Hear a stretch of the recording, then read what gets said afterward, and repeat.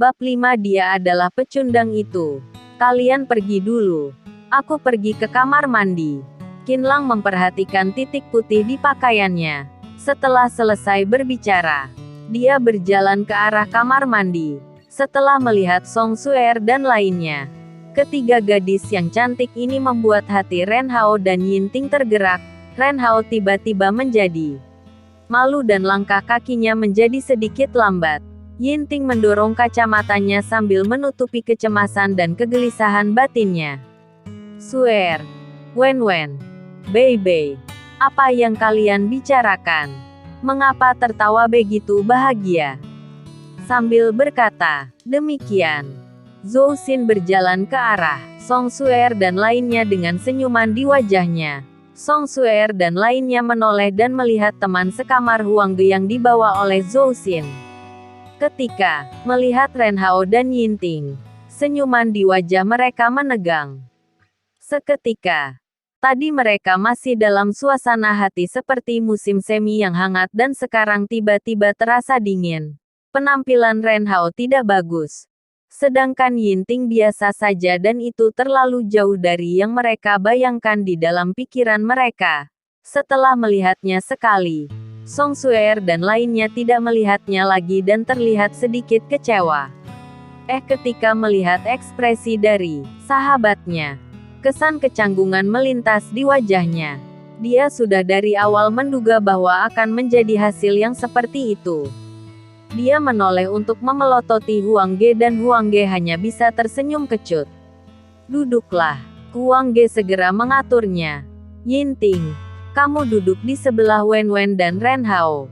Kamu duduk di sebelah Bei sana. Huang Ge baru saja selesai membagikan tempat duduk. Wen langsung berdiri dan duduk di sebelah Bei.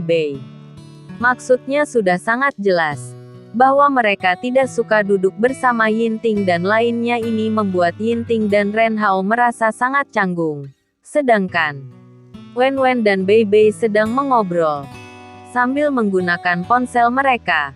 Mereka sama sekali tidak menyadari bahwa ada yang salah dengan mereka. Meja itu terdiri dari 4 bangku kayu. Satu bangku bisa diduduki oleh 2 orang. Wen dan Bei satu bangku. Yinting dan Ren Hao satu bangku. Huang Ge dan Zhou Xin satu bangku dan tersisa Song Suer sendirian di satu bangku. Zhou Xin dan Huang Ge merasa tidak percaya diri. Karena Song Suer adalah satu-satunya teman sekelasnya yang paling cantik dan pemilih. Ketika Qinlang datang, bagaimana dengan reaksi Song Suer? Meskipun Qinlang terlihat lumayan, tetapi pakaian yang dia kenakan benar-benar lusuh. Huang Ge dan Zhou Xin menyapa yang lain untuk memesankan makanan. Sedangkan Wen dan Bei mengarahkan perhatian mereka pada menu makanan. Mereka sama sekali mengabaikan Ren Hao dan Yinting yang berada di depannya. Mengapa baru datang 2 orang saja? Apakah hanya ada 3 orang di asrama kalian? Song Suer membelai rambutnya sambil bertanya pada Huang Ge. Oh, yang satunya lagi pergi ke kamar mandi dan seharusnya akan segera kembali. Huang Ge segera menjawabnya. Begitu dia selesai berbicara, dia melihat Qinlang berjalan ke arahnya. Huang Ge berdiri dan melambaikan tangan padanya. Qinlang, sini. Kemarilah. Ketika Song Suer, Wen dan Bei mendengar bahwa ada orang yang datang lagi, mereka semua melihat ke arah Qinlang. Wen dan Bei hanya meliriknya saja. Kemudian, kehilangan minat dan mengalihkan perhatian mereka ke arah menu makanan. Sedangkan Song Suer melebarkan matanya. Bahkan sudut matanya melonjak dan kesan ketidakpuasan melintas di matanya. Qinlang juga mengenali Song Suer. Ketika melihat mata Song Suer, dia berjalan kemari dengan sedikit bingung. Mengapa Song Suer sepertinya sangat membencinya? Ketika Qinlang berjalan kemari dan duduk di samping Song Suer, Song Suer menatap Qinlang dan sedikit mendengus, lalu menunjukkan senyuman sinis. Suer, ada apa denganmu? Tanya Zhou Xin. Mengapa kesannya Song Suer mengenali Qinlang? Tidak apa-apa, Song Suer menatap Zhou Xin dengan senyuman dingin. Lalu menatap Qinlang dan kembali menatap Wen Wen dan Bei Bei sambil berkata, "Coba kalian katakan apakah itu kebetulan atau tidak, bahwa dia adalah orang yang aku temui di Citibank. Ternyata dia, lihat dari gaya berpakaiannya sangat mirip." Wen Wen dan Bei Bei sama-sama melebarkan mata mereka dan menatap Qinlang. "Apa-apaan sangat mirip? Apa yang kalian bicarakan?" Zhou Xin masih bingung sampai sekarang. Ketika melihat Song Suer malas untuk menjelaskannya, Wen Wen berkata sambil mengerutkan kening. Pagi hari ini, Suer bersama ayahnya pergi ke Citibank untuk berbisnis dan orang ini telah menyentuh kepalanya. Lihatlah. Dahi Suer sana masih ada sebuah benjolan kecil. Bei Bei merasa apa yang dikatakan Wen Wen ribet. Kemudian melanjutkan percakapannya dan melirik ke arah Qin Lang. "Kamu juga melihat gaya berpakaiannya seperti apa? Citibank itu tempat seperti apa? Hanya dengan 1 juta yuan baru bisa mengajukan kartu. Tetapi dia malah masuk tanpa kartu dan terlihat bodoh ketika ditanya oleh manajer lobi. Diperkirakan lari keluar dengan tersipu malu bukan?" Ketika dia berkata demikian, Zuxin, Huang Ge dan teman sekamar lainnya semua menatap ke arah Qinlang dan membayangkan rasa malu Qinlang di Citibank pada saat itu. Tetapi Zhou Xin merasa cukup khawatir. Jika dilihat dari ekspresi Suer, dia memiliki kesan yang sangat buruk terhadap Qinlang. Menurut kepribadiannya yang langsung, bisakah dia makan makanan ini? Zhou Xin merasa ragu dan Song Suer telah memberikan jawabannya melalui tindakannya. Dia tetap tersenyum dingin dan menatap Huang Ge dan Zhou Xin. "Zhou Xin, selamat untukmu yang telah mendapatkan pacar yang tampan seperti Huang Ge. Aku masih ada sedikit urusan dan tidak makan lagi. Selamat tinggal." Setelah selesai berbicara, Song Suer berdiri, berbalik dan berjalan keluar. Bisa dikatakan bahwa acara makan ini dianjurkan oleh Song Suer. Menurutnya, Huang Ge terlihat lumayan. Apalagi dia dari jurusan pendidikan jasmani. Diperkirakan, teman sekamarnya pasti juga terlihat lumayan. Dalam hatinya ingin mencari pasangan yang cocok dan malas untuk memilihnya lagi. Meskipun itu tidak cocok, tetapi juga bukanlah hal yang buruk untuk mengenal dua pria yang tampan lagi. Tak terduga, teman sekamar Huang Ge, Ren Hao terlihat sedikit frustrasi, sedangkan Yinting terlihat biasa saja. Dia masih bisa menahan kedua orang ini. Ketika dia melihat Qinlang, Song Suer tidak bisa menahannya lagi. Di dalam pandangannya, Qinlang adalah seorang pecundang miskin yang belum pernah melihat dunia dan hanya bisa memalukan orang. Tiba-tiba dia merasa bahwa Tuhan sepertinya sengaja untuk bercanda dengannya. Bukannya dia menantikan pria tinggi, kaya dan tampan, tetapi malah memberinya orang yang seperti Qinlang untuk menjijikkannya. Api kemarahan di hati Song Suer segera membara. Dia berjalan keluar dengan marah. Ketika dia berjalan terlalu cepat, dia bertabrakan dengan bahu seorang pria. Pria itu berpakaian hitam dan rambutnya dibuat terlihat dominan dengan minyak rambut. Kulitnya masih cukup putih. Tangannya menggenggam ponsel iPhone X dan pergelangan tangannya mengenakan jam tangan Tissot. "Wanita cantik, kamu tidak merasa sakit bukan?" Ketika dia ditabrak, wajah pria itu berubah menjadi gelap. Tetapi setelah dia melihatnya lebih dekat dan menyadari bahwa orang yang ditabraknya adalah Song Suer si wanita cantik itu, ekspresinya tiba-tiba berubah dan malah balik bertanya Song Suer apakah dia merasa sakit atau tidak. "Perlukah aku membantu kamu untuk memijatnya?" Pria itu tersenyum jahat dan mengulurkan tangannya ke bahu Song Suer. Hanya saja tangan pria itu belum menyentuh bahu Song Suer dan Song Suer sangat marah hingga dia tidak memikirkan apapun.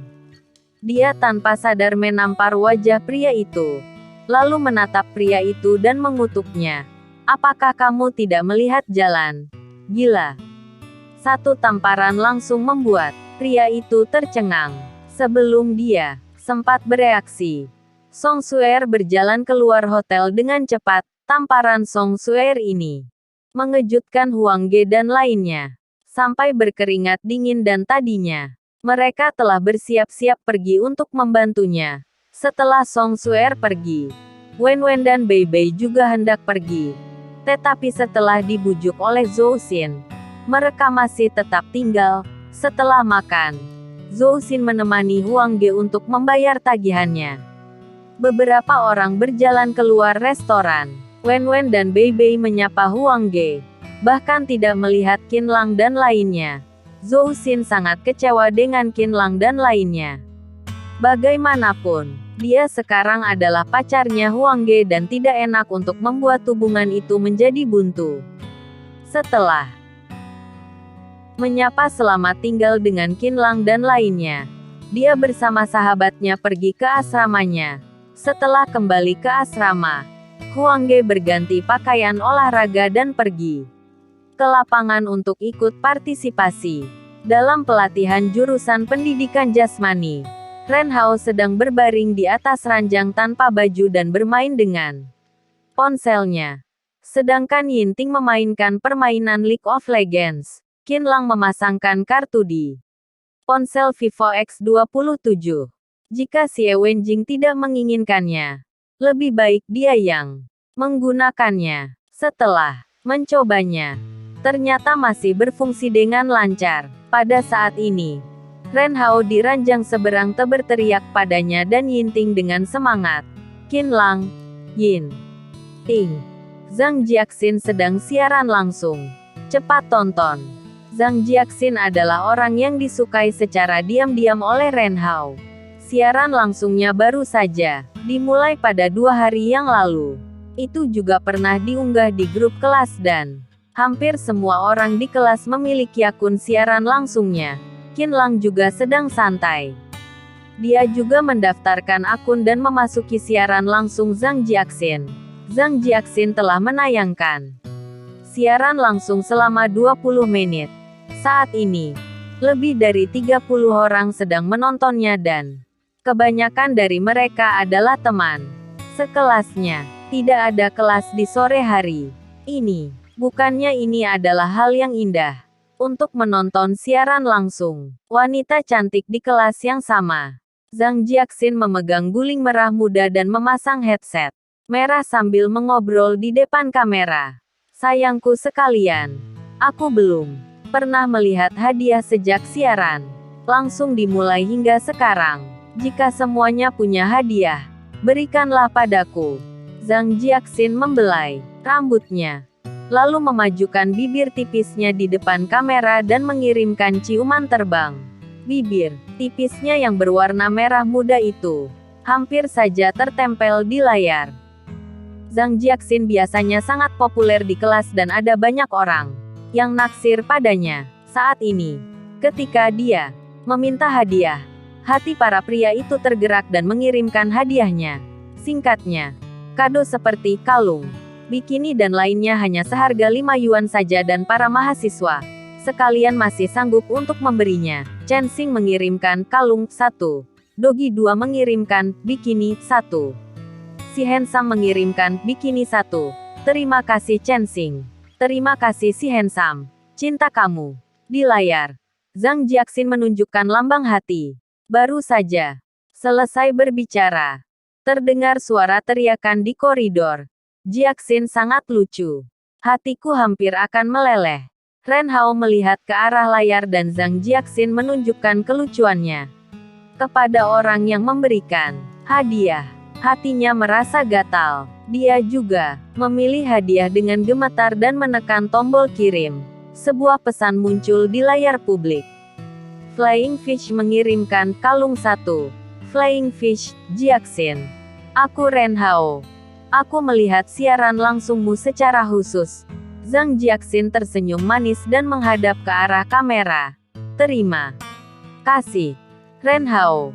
Aku tahu Jiaxin telah berbicara denganku. Ren Hao melayang dan berbisik bodoh. Seolah-olah dia telah mengonsumsi ganja. Pada saat ini, ada orang yang berbicara di siaran langsung. Pesan yang dikirim lebih panjang dan sangat menarik. Day by day, Ren Hao yang menyebalkan itu telah mengirimkan hadiah kepada Jiaxin. Ajaib, aku merasa bingung. Hari ini matahari juga tidak terbit dari barat, bukan? Ekspresi wajah Ren Hao langsung berubah sesaat dan hampir semua orang di kelas ada di sana. Ketika dia berkata demikian, bagaimana dia bergaul di kelasnya untuk kedepannya? Ren Hao segera mengirimkan pesan dengan marah. Ada apa dengan aku yang mengirimkan hadiah? Apakah kamu sudah makan kotoran gambar? Apakah mulut kamu sangat bau? Day by day, yo. Bajingan sialan. Kamu yang miskin masih punya uang untuk mengirimkan hadiah. Apakah sudah bersiap-siap untuk menjual ginjalmu? Beraninya menantang aku. Keberanian kamu tidak kecil, bukan? Wajah Zhang Jiaxin berubah menjadi muram. Karena ada orang yang saling memarahi dalam siaran langsungnya dan efeknya sangat buruk. Jangan marah lagi. Jika kalian lanjut memarahi, aku akan mematikan percakapan. Ren Hao buru-buru berkata. Maaf, Jiaxin. Dialah yang mencari masalah denganku terlebih dahulu. Day by day, hehe. Ada apa jika mencari masalah dengan kamu? Tidak senang. Zhang Jiaxin sedikit mengernyit dan hendak mematikan percakapan. Day by day. Ketika dia hendak mengoperasikannya, muncul perintah dari sistem di layar siaran langsung. Day by day mengirimkan pistol uang kertas 1. Gerakan Zhang Jiaxin tiba-tiba berhenti. Pistol uang kertas setara dengan 300 yuan, yang merupakan hadiah termahal yang telah dia terima sejauh ini. Bab 6 berlomba siapa yang memberikan hadiah paling banyak. Day by day, ada apa jika aku masih memarahimu? Anak bodoh, apakah mengira bahwa mengirimkan uang 5 yuan itu sudah sangat hebat? Pertimbangkan terlebih dahulu sebelum melawan aku.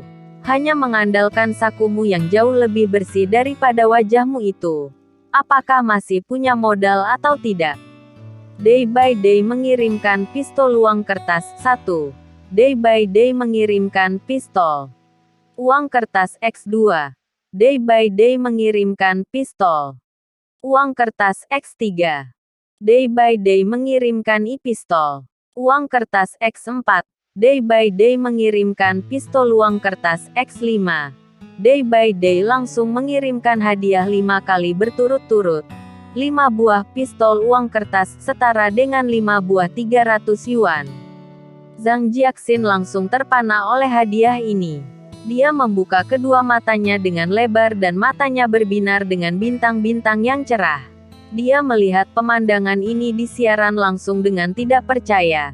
Dia meletakkan kedua tangannya di dadanya dan tampaknya sangat gembira. Kakak Day, kamu telah mengirimkan begitu banyak hadiah padaku. Aku benar-benar sangat bahagia. Zhang Jiaxin membuat ciuman terbang dengan efek suara di depan kamera. Kakak Day, apakah kamu adalah teman sekelasku? Zhang Jiaxin mengedipkan kedua matanya yang cerdas. Gao Yuan. Day by day mengirimkan 2 kata yang singkat. Gao Yuan. Apakah punya uang sudah merasa hebat? Aku benar-benar kesal. Ren Hao mengutuknya dengan marah. Gao Yuan lanjut berbicara lagi. Jiaxin, serahkan posisi administratornya padaku. Oke, tidak masalah. Zhang Jiaxin mengangguk dengan cepat. Setelah mengoperasikannya 2 kali di ponselnya, Gao Yuan telah ditetapkan sebagai administratornya. Ren Hao si miskin itu masih berani mengutukku tadi. Aku biarkan kamu mengutukku lagi. Setelah Gao Yuan mengirimkan kalimat ini, sistem memunculkan sebuah perintah. Percakapan Flying Fish telah dimatikan oleh administrator selama 1 hari. Sial. Percakapanku telah dimatikan. Ren Hao melihat ponselnya dengan marah dan tidak bisa mengirimkan pesan yang telah diketik olehnya. Gao Yuan lanjut berbicara. Ren Hao, dasar kamu yang malang. Jika mampu, kirimlah ke sini. Hehe. Terima kasih kepada kakak Gao yang telah mengirimkan banyak hadiah padaku dan sekarang aku akan menari secara khusus untuk kakak Gao. Setelah selesai berbicara, Zhang Jiaxin berdiri dan mulai menari. Bila pesan juga telah meledak dan pesan meluncur dengan cepat. Fev Wong Love Me. Aku bilang siapa yang memiliki nama akun yang begitu bermakna. Ternyata itu adalah Kak Gao. Kak Gao hebat. Si handsome. Kak Gao sungguh luar biasa. Di dalam kelas kita, hanya Kak Gao yang paling kaya. Panglima handsome. Kak Gao, main di mana sekarang? Sekarang aku sedang minum dengan beberapa teman di gedung Hui Huang. Tunggu sampai malam hari. Aku akan bersiap-siap untuk pergi ke hotel Crystal Inn. Adapun alasannya, aku tidak akan memberitahu kalian. Haha. Minat obrolan Gao Yuan masih cukup kuat. Kalau begitu tidak perlu ditanyakan lagi. Sama-sama tahu ya. Haha. Kak Gao hebat. Masih ada orang yang datang untuk menyanjung Gao Yuan lagi. Ren Hao si miskin itu. Beraninya menantang aku dengan uang 5 yuan. Lihatlah penampilannya yang kurang gizi dan keterbelakangan mental. Itu akan membuat aku ingin muntah untuk melihatnya. Gao Yuan ini benar-benar kurang ajar. Ren Hao sangat marah. Dia masih merasa malu di depan orang lain. Tetapi kuncinya adalah ini di dalam siaran langsung Zhang Jiaxin. Yinting tidak bisa melihatnya lagi dan mengirimkan pesan. Kepompong menjadi kupu-kupu Gao Yuan. Semuanya sama-sama teman sekelas. Apakah pantas untuk berbicara seperti itu? Hai. Datang lagi satu orang yang bodoh. Gao Yuan segera terhubung. Jika bukan Yinting, orang di atas sini jelas Qin Lang. Sahabat Ren Hao hanya ada 2 orang miskin itu saja. Gao Yuan masih terus mengutuknya. Kalian berdua yang miskin. Apalagi kamu bahkan lebih miskin daripada Ren Hao. Apakah kalian punya uang dan belajar untuk membela orang? Jika berani, lawanlah dengan aku untuk mengirimkan hadiah dan aku akan membiarkan kalian bertiga ikut melawan. Beranikah?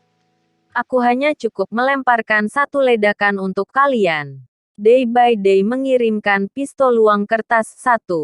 Day by Day mengirimkan pistol uang kertas X2. Day by Day mengirimkan pistol uang kertas X3. Day by Day mengirimkan pistol uang kertas X4. Day by Day mengirimkan pistol uang kertas X5. Gao Yuan kembali mengirimkan 5 hadiah berturut-turut lagi. Terima kasih, Kakak Gao. Terima kasih banyak. Tidak ada orang yang mengirimkan begitu banyak hadiah padaku. Kakak Gao benar-benar hebat. Setelah kamu kembali ke kampus, aku akan mentraktirmu makan es krim. Zhang Jiaxin meletakkan kedua tangannya di depan dadanya sambil tersenyum manis untuk mengungkapkan rasa terima kasihnya kepada Gao Yuan. Si handsome. Kak Gao. Luar biasa. Piggy neighbor. Wow. Masih belum pernah melihat orang yang begitu dermawan dan cemerlang seperti Kak Gao. Kapan Kak Gao kembali? Aku akan menjemputmu. Dogi 2. Adakah orang yang menyadari bahwa foto profil Kak Gao sangat tampan dan siapakah yang bisa membandingkan selera yang tidak biasa ini? Mahasiswa lainnya mulai menyanjungnya. Apalagi sudut penjilatan dari masing-masing orang sangat licik. Qin Lang dan Yinting yang miskin. Apakah kalian berdua sudah melihatnya atau belum? Inilah yang diinginkan oleh orang-orang. Hanya kalian saja yang bertarung denganku. Haha, benar-benar melebih-lebihkan kemampuan sendiri. Setelah Gao Yuan selesai mengirimkannya, dia langsung mematikan percakapan akun Yinting. Yinting menepuk meja komputer dengan marah. Yinting. Tidak apa-apa. Jangan menganggap kata-kata Gao Yuan itu dengan serius. Ren Hao menghibur Yinting. Lagi pula, Yinting menyinggung Gao Yuan karena membelanya. Jiaxin. Ada begitu banyak keturunan generasi kedua yang kaya di sekitarku. Lain kali, saat melihat siaran langsungmu lagi, aku akan menarik mereka masuk ke dalam dan membantumu untuk mengirimkan hadiah. Gao Yuan menjadi lebih aktif lagi. Aku akan membantumu untuk menyimpan kedua akun Ren Hao dan Yinting. Setelah penggemarmu sudah banyak, kamu langsung memblokir mereka. Tidak ada gunanya membiarkan orang miskin itu di dalam siaran langsung. Aku merasa malu untuk mereka. Pada saat ini, muncul perintah dari sistem di ruang siaran langsung. King Chen mengirimkan kapal perang satu. Zhang Jiaxin masih tenggelam dalam kegembiraan di mana Gao Yuan lanjut untuk mengirimkan 5 buah pistol uang kertas tadinya.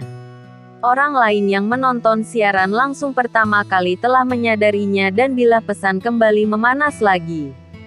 Si handsome. Sial. Ada orang yang mengirimkan kapal perang. Summer, orang kaya yang tak terlihat. Apakah dia dari kelas kita? Siapakah itu? Mani. Ini langsung mengirimkan kapal perang begitu saja. Apakah siaran langsung ini begitu mudah? Aku juga ingin memulai siaran langsung. Heartbeat Zhang Jiaxin. Apakah dia adalah pacarmu? Dapat keturunan generasi kedua yang kaya.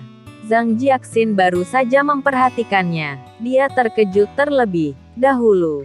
Lalu kedua tangannya menutupi mulutnya dan masih tidak berani percaya bahwa ada orang yang benar mengirimkan kapal perang padanya. Setelah mendekati layar ponselnya untuk mengonfirmasikannya, dia sudah merasa bersemangat sampai tidak tahu harus berkata apa dan hanya bisa tersenyum bodoh. Sial. Siapakah itu? Kapal perang yang seharga 5.000 yuan. Apakah dia dari kelas kita? Ren Hao melihat ke layar ponsel dengan tercengang. Jelas bukan dari kelas kita. Selain Gao Yuan, hanya ada orang biasa di kelas kita. Siapa yang punya uang untuk mengirimkan hadiah yang begitu banyak? Yinting menatap layar ponselnya dan juga merasa bingung. Hei, kirim kapal perang sangat hebat bukan? Siapa yang tidak mampu membelinya? Tunggu, aku juga akan mengirimkan satu. Aku Gao Yuan tidak pernah kalah dari siapapun dengan uang. Ketika Gao Yuan melihat bilah pesan yang berisi pujian untuknya, ekspresinya berubah drastis dan sedikit tidak bisa diterima. Pesan dari Gao Yuan baru saja melompat ke layar publik dan kemudian pesan lainnya berangsur-angsur muncul. King Chen mengirimkan kapal perang 1. King Chen mengirimkan kapal perang X2. King Chen mengirimkan kapal perang X3. King Chen mengirimkan kapal perang X4. King Chen mengirimkan kapal perang X5. King Chen mengirimkan kapal perang X10. Sial. Sial. Sial. Ketika King Chen mengirimkan kapal perang kelima, mulut Ren Hao secara spontan mengucapkan kata, sial. Pesan di bilah pesan ruang siaran langsung melonjak 3 kali lipat. Kecepatan tadinya, tingkat sanjungan, itu jauh lebih parah beberapa level daripada sebelumnya. Zhang Jiaxin hampir saja dikejutkan oleh King Chen. Kedua tangannya menarik rambutnya dan tidak tahu mengapa King Chen bisa mengirimkan begitu banyak hadiah padanya. 11 buah kapal perang itu setara dengan uang 55.000 yuan. Terima kasih, kakak King Chen. Aku sudah gila sekarang. Aku tidak bisa membayangkan bahwa semuanya ini adalah nyata. Kakak King Chen, katakanlah, apa yang kamu ingin lihat dari penampilan Jiaxin? Aku akan mendengar kata-katamu. Kedua mata Zhang Jiaxin menatap ke arah kamera. Serahkan padaku posisi administratornya. Cukup aku saja yang menjadi pengurusnya, kata King Chen. Oke, aku akan mengaturnya untukmu sekarang. Zhang Jiaxin menyetujuinya tanpa memikirkannya. Karena King Chen telah mengirimkan hadiah sebesar 55.000 yuan dan permintaan dari orang kaya ini harus dipenuhi. Zhang Jiaxin sedang mengoperasikannya di layar ponselnya. King Chen baru saja berkata bahwa sudah cukup baginya untuk menjadi administrator. Ketika melihat akun Gao Yuan, Zhang Jiaxin langsung mencabut posisi administrator Gao Yuan dan mengatur King Chen sebagai administrator. Kakak King Chen, aku sudah selesai mengaturnya. Administratornya hanya kamu sendiri. Setelah mengoperasikannya, Zhang Jiaxin tersenyum manis ke arah kamera. Perintah sistem, posisi Day by Day sebagai administrator telah dibatalkan. King Chen telah diatur sebagai administrator oleh pembawa siaran. Hanya dalam waktu setengah menit yang pendek, dua perintah sistem muncul di layar. Percakapan Flying Fish telah dihidupkan. Percakapan kepompong menjadi kupu-kupu telah dihidupkan. Aku sudah bisa bicara lagi. Haha. Sobat King Chen ini sangat loyal. Aku suka. Ren Hao tertawa dengan gembira. Ren Hao berbicara di ruang siaran langsung. Gao Yuan, keluarlah untuk tunjukkan dirimu. Yinting tadi juga terlalu marah dan berkata, apakah angka 55.000 yuan masih kecil bagimu? Buktikanlah dan biarkan semua orang menyaksikannya. Kakak King Chen, terima kasih banyak. Aku ingin mengundang kamu ke Universitas Jinling. Aku akan membawa kamu berkeliling di sekitar kampus dan kemudian akan mentraktirmu makan. Zhang Jiaxin mengedipkan matanya yang besar. Penampilannya yang cantik terlihat sangat menarik. Tidak perlu. Hanya sedikit uang saja, kata King Chen. Aku hanya ingin memberitahukan kepada orang-orang itu bahwa tidak apa-apa jika kamu punya uang. Tetapi tidak baik jika kamu menindas dan meremehkan ke sana kemari. Semuanya terlahir di dunia ini dan harus saling menghormati. Jangan meremehkan anak muda yang miskin. King Chen mengirimkan sebuah kalimat yang sangat bijaksana.